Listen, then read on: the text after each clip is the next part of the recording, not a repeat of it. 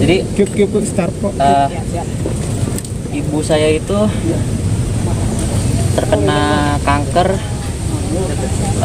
Februari 2023. Sebelumnya memang pertama kali itu miom, terus tumor ya, habis itu kanker rahim, pengangkatan rahim itu Februari 2023 itu sempat sembuh, sempat nol deh. Ya. Tapi setelah anak saya meninggal, mungkin sedih berlarut-larut ya, akhirnya meninggal. Ya belum mau. Sempat dirawat sebelumnya? Oh sudah. Terakhirnya di rumah sakit? Di rumah sakit Darmais. Itu udah selama kontrol selama kita kan kemo. Saya yang langsung dampingi sama adiknya Laras.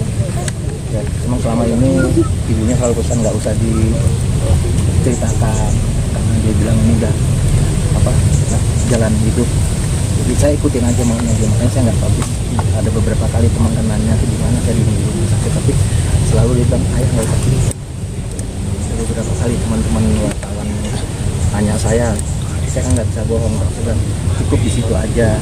Sampai akhir kemarin kami pagi itu jam 8:30 ya, yang kamu belum bangun kan, saya langsung inisiatif, saya cari ambulan, minta tolong kebetulan di alamat kami yang lama kan ada ambulan warga, kami inisiatif saya bawa karena almarhumah ini udah nggak betah di perut ini, udah sangat dia udah dan yang saya nggak tahu karena gejala yang dibilang itu udah parah seperti apa, sampai dia tuh muntah, sudah warnanya coklat.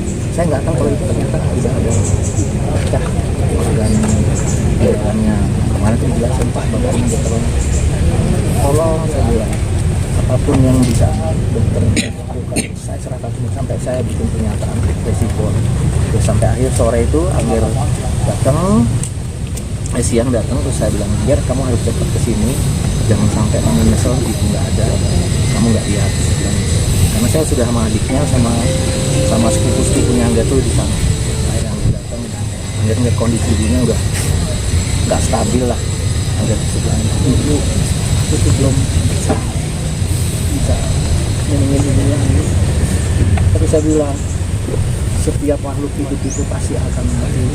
Saya kuatkan anak saya dua ini, saya kumpulkan. Jadi apapun setelah sholat asar itu saya apapun permintaan Allah, ambil jalan itu, harus yang memang ibu dipundut, kamu harus ikhlas. Alhamdulillah mereka aku harus ikhlas. Jadi pada saat beliau menjelang alat itu sudah nggak bekerja, panik semua memang. Saya tinggal sholat maghrib, begitu maghrib dipanggil Pak Bapak Sofinya ya. Saya katakan ini udah nggak ada tanda-tanda ini, dan pupilnya itu udah nggak bereaksi. Udah ada kesimpulan. Innalillahi wa inna ilaihi. Saya ingat itu dokter Bima ya, yang manggil ayah dokter Bima itu. Sebenarnya ada 4 dokter sih, ada 2 cewek yang 2 cowok, itu yang mantau dari awal itu. Soalnya kan aku di dalam terus. Dia nggak mau lepas dari ibu. Sebentar dia di bawah berdiri lagi, dia talkin ibunya sekarang. Dan dokter Bima itu selalu bilang, Angger, kamu dipanggil Angger, kamu jangan tangis sendiri, tapi kamu talkinkan ibu di baik kuping kanan. Itu dengan adiknya Laras ganti-gantian. Saya sementara ya sengaja memang saya nggak bisa melihat mereka kayak gitu. Ke belakang saya sholat. Apapun yang terbaik, tapi ya ini yang terbaik ternyata dipundut Gusti Allah. Saya terima kasih saya teman-teman wartawan. Saya mohon bantu doanya, semoga beliau dalam kondisi husnul khotimah dan nggak tahu juga itu sambungan Allah. Dan mungkin untuk hal-hal lain Angger monggo, ini ceritanya masuknya beliau ke rumah sakit. Saya kembalikan kepada Mas Angger.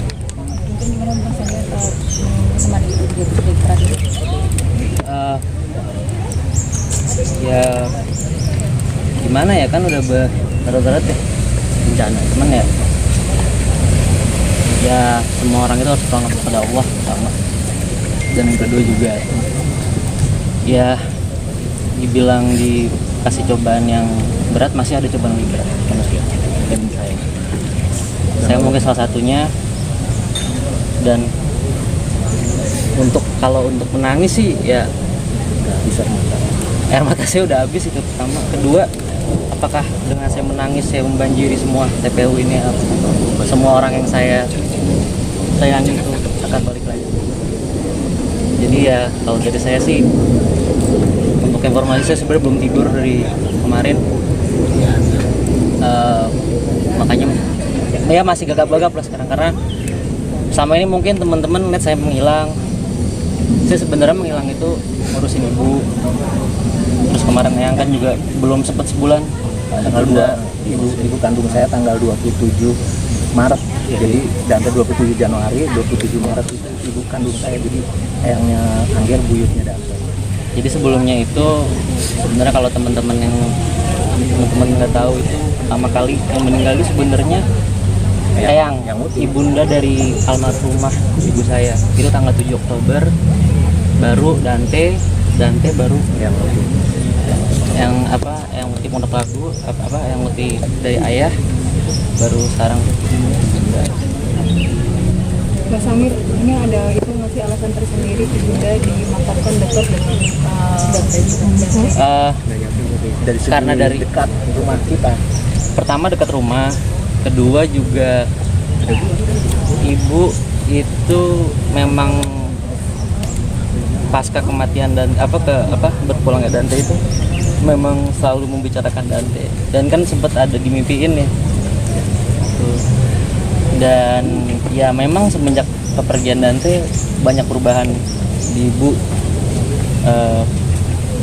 Semasa hidup itu ibu tidak pernah mengeluh orang.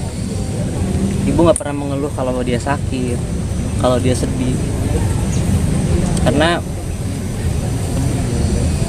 ibu tuh sayang banget sama aku,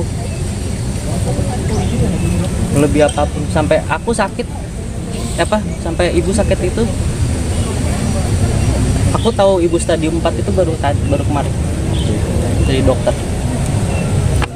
Ibu selalu bilang kalau saya marah gitu sama ayah, kenapa itu nggak dikontrol dokter segala macam. Belum waktunya mas, belum. Malah ibu yang bilang, ternyata setelah ibu berpulang gitu, baru dibilang ibu tuh sayang banget sama kamu, nggak mau kamu tuh dalam keadaan yang sangat berat, ibu nggak mau kamu kepikiran gitu. Jadi itu sih yang saya. Kalau udah sih. Mas Angger mungkin, Ya.